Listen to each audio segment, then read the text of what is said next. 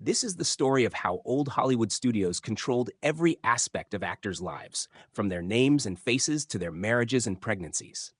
From the 1920s through the 1960s, the biggest studios in Hollywood, MGM, Paramount, Warner Brothers, RKO, and 20th Century Fox, didn't just make movies. They owned their stars completely through 7-year contracts that gave them power over nearly every decision those actors could make. Today, we think of classic Hollywood as glamorous and romantic. But behind the carefully crafted images of stars like Judy Garland, Rock Hudson, and Rita Hayworth was a system of control so extreme that it included forced surgeries, arranged marriages, mandatory abortions, and contracts that could end your career with just 5 days' notice. And it took two courageous legal battles, one by a 5'3" actress who everyone said would lose, to finally bring the whole system down. To understand how this level of control was even possible, you need to understand what the studio system actually was. The Big Five studios, Metro-Goldwyn-Mayer, Paramount Pictures, Warner Brothers, RKO Radio Pictures, and 20th Century Fox, controlled what was called vertical integration. That means they didn't just produce films. They also distributed them and owned the theater chains where they played. If you wanted to see a movie in the 1930s or 40s, you were almost certainly watching it in a theater owned by the same studio that made it. Actors were locked into contracts that typically lasted 7 years, the maximum allowed under California law, and the salary range was staggering. In 1937, Gary Cooper was the highest paid star, earning over $370,000 a year.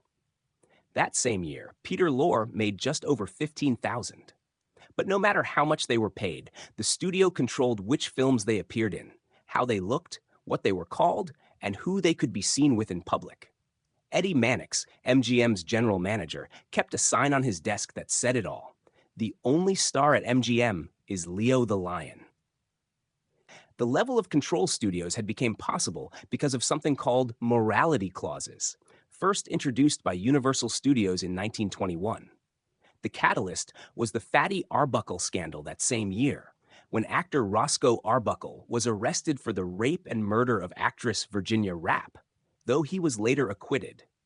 Studios panicked about their public image and decided they needed insurance. The 1921 Universal Morality Clause is worth reading in full because it shows just how broad the studio's power was. It stated that the actor agrees to conduct himself with due regard to public conventions and morals, and agrees that he will not do or commit anything tending to degrade him in society, or bring him into public hatred, contempt, scorn, or ridicule, or tending to shock, insult, or offend the community, or outrage public morals or decency, or tending to the prejudice of the Universal Film Manufacturing Company or the motion picture industry. And here's the kicker. In the event that the actor violates any term or provision of this paragraph, then the Universal Film Manufacturing Company has the right to cancel and annul this contract by giving 5 days' notice. 5 days. That's all it took to end your career. And public hatred, contempt, scorn, or ridicule could mean almost anything the studio decided it meant. In the 1940s and 50s, these clauses were used to terminate the contracts of the Hollywood 10, actors and screenwriters who denounced the House Committee on Un-American Activities. Your politics, your relationships, your drinking habits, everything was grounds for termination. But the contracts didn't just control behavior, they controlled bodies. Studios routinely forced actors to change their names, their faces, and their physical appearance to fit whatever image the studio wanted to sell. Rita Cancino became Rita Hayworth in 1936 after Columbia Pictures deemed her too Spanish. But the name change wasn't enough. She underwent plastic surgery to alter her nose and painful electrolysis treatments to change her hairline. Marilyn Monroe had extensive facial plastic surgery on her nose and chin. When Greta Garbo first moved to Hollywood, the studio required her to eat nothing but spinach for 3 weeks. Marlene Dietrich's diet was tomato juice and crackers for a week. Judy Garland's treatment was particularly cruel. Studio bosses called her a fat little pig with pigtails. And her food intake was under strict supervision. She worked 6 days a week, sometimes 18-hour shifts, and was immediately moved from one movie to another without breaks. When she called in sick during a shoot, she ended up owing the studio $100,000. And then there was Vivian Leigh during the filming of Gone with the Wind in 1939. She worked 16-hour days, 6 days a week, for 125 days straight. Shirley Temple summed up the attitude perfectly. Time is money. Wasted time means wasted money means trouble. One of the most insidious ways studios controlled their stars was through something called lavender marriages, arranged marriages designed to hide homosexuality. The term came from lavender's association with homosexuality dating back to the 1920s, and these marriages became common because morality clauses made being openly gay a career-ending revelation. The most famous example is Rock Hudson. In 1955, Hudson was threatened with exposure by Confidential magazine. His agent, Henry Wilson, quickly arranged a marriage to his secretary, Phyllis Gates. They were married for 3 years before divorcing. Gates claimed until her death that she didn't know the marriage was arranged. Hudson never publicly admitted to being gay until his AIDS diagnosis, and he died in 1985. Other lavender marriages included Rudolph Valentino and Jean Acker, who married on November 6, 1919. According to reports, Acker regretted the marriage on their wedding night and locked Valentino out of their hotel room. Both were rumored to be homosexual. Other speculated lavender marriages included Judy Garland and Vincente Minnelli, Barbara Stanwyck and Robert Taylor, and Katharine Cornell and Guthrie McClintock. But one actor refused to play along. William Haynes was openly gay and lived with his partner, Jimmy Shields. When MGM gave him an ultimatum, marry a woman or be dropped from the studio, he chose his partner over his career. He's considered one of the first openly gay actors, and he went on to create a successful interior design business. It's worth noting that the rules weren't applied consistently. Marlene Dietrich and Greta Garbo were both open about their bisexuality, but the studios marketed them as exotic Europeans, so their sexuality actually fed into their public images. Directors like George Cukor, who held weekly men-only pool parties, and Dorothy Arzner, who lived with her partner Marion Morgan for over 40 years, worked behind cameras, away from public scrutiny. There was no consistent criteria for who had to hide their sexuality. It all came down to whether the studio thought it would affect ticket sales. So how did studios keep all these secrets? 2 men, Eddie Mannix and Howard Strickling. Mannix was MGM's general manager and comptroller from the studio's inception until his death in 1963. Strickling was MGM's head of publicity from the late 1920s through the late 1960s. Together, they were known as the Fixers, and their job was to make problems disappear. They arranged abortions for pregnant actresses. They got stars out of drunk tanks. They paid off victims of car accidents and fistfights. They covered up murders, affairs, and addictions. They read every telegram sent through the studio. They hired private detectives to follow stars. And when needed, they called in gangsters to deliver messages to unruly stars. Strickling used his journalism knowledge to manipulate the press, giving reporters alternate stories in exchange for silence. Mannix had underworld connections and handled the physical problems and payoffs. Together, they created entire false narratives to protect the studio's investments. They even created the Tracy Squad for Spencer Tracy, an ambulance team with a driver, doctor, and 4 security guards. On paper, it was medical support. In reality, it was a team to manage his alcoholism and keep him working. Perhaps the darkest aspect of studio control was the routine arrangement of abortions for actresses. Pregnancy could delay film production and damage carefully crafted images, so studios simply didn't allow it. Lana Turner's abortion was performed by a studio doctor on her hotel bed in Hawaii without anesthesia.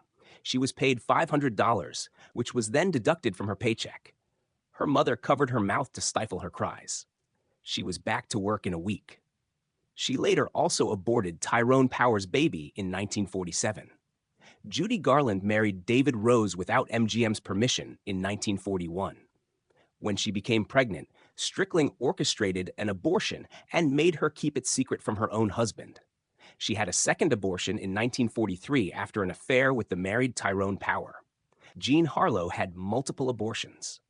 After an affair with Max Baer in 1935 while she was married to Hal Rawson, she checked into the hospital for what the public was told was an appendectomy.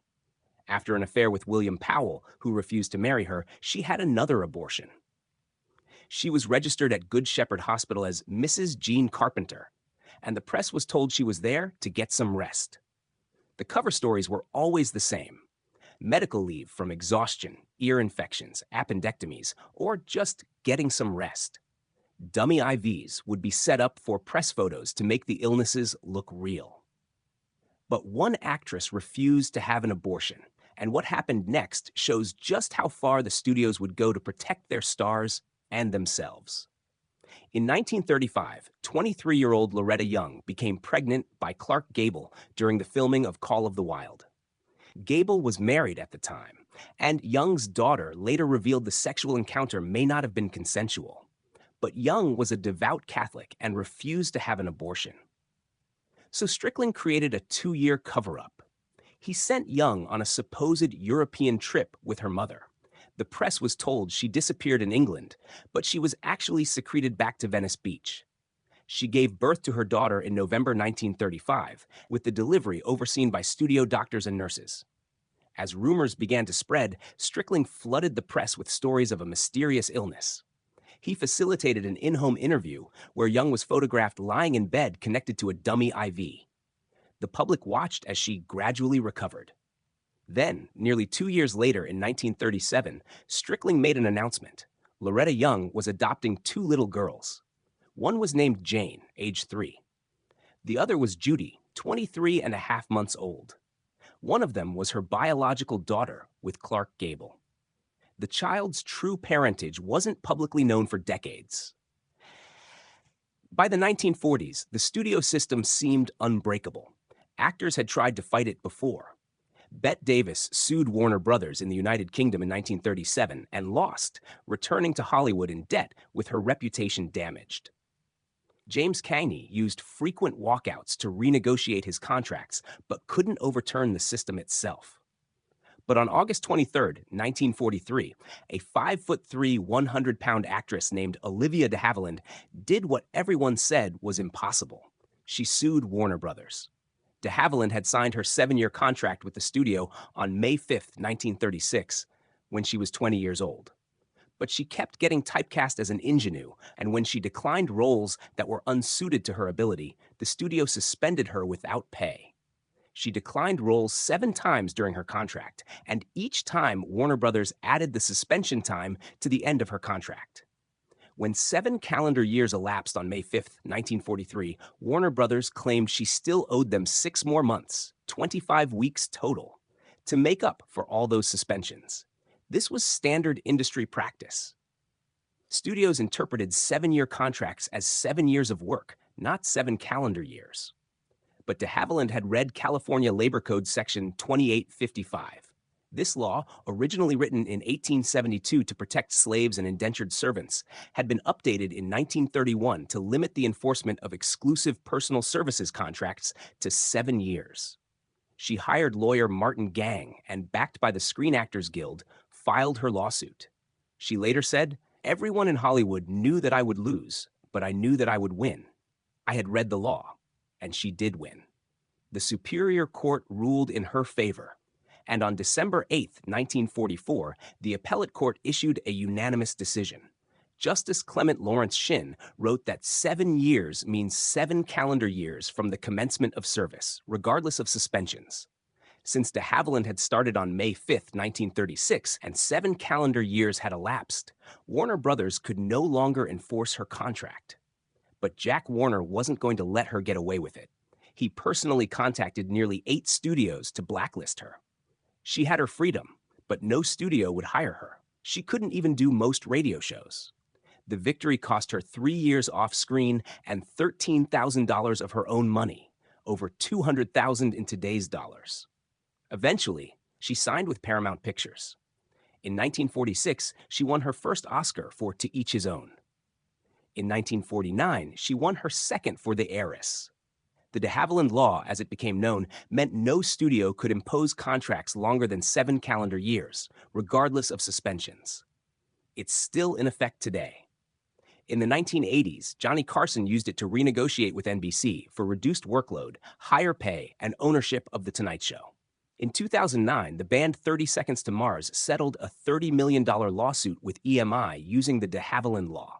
Olivia de Havilland had cracked open the studio system, but it would take another legal case to break it completely. The Paramount decision. The second blow came from the federal government. The Federal Trade Commission had been investigating the studios since 1921, and in July 1938, the U.S. government filed an antitrust case against the Big Five and the Little Three studios.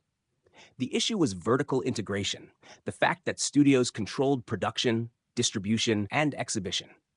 They owned the theater chains, which meant they could force theaters to engage in something called block booking. Theaters had to buy blocks of films from a single studio and couldn't pick individual films. Studios also fixed minimum ticket prices and prevented independent filmmakers from competing. The Supreme Court heard arguments on February 9th through 11th, 1948. On May 3rd, 1948, they issued their ruling. In a 7-1 decision, with Justice William O. Douglas writing the opinion, the court found the studios guilty of violating the Sherman Antitrust Act. The Paramount decision, as it became known, required studios to end block booking and sell their theater chains. RKO Pictures was the first to comply on November 8, 1948, when Howard Hughes sold RKO Theaters Corporation. Paramount followed in February 1949. MGM held out until 1957. Combined with the rise of television, post-World War II economic recession, and dropping attendance, from 60% of the population going to movies weekly in 1946 to below 30% by 1954, the Paramount decision effectively ended the studio system. It opened the door for independent producers like Walt Disney and Samuel Goldwyn.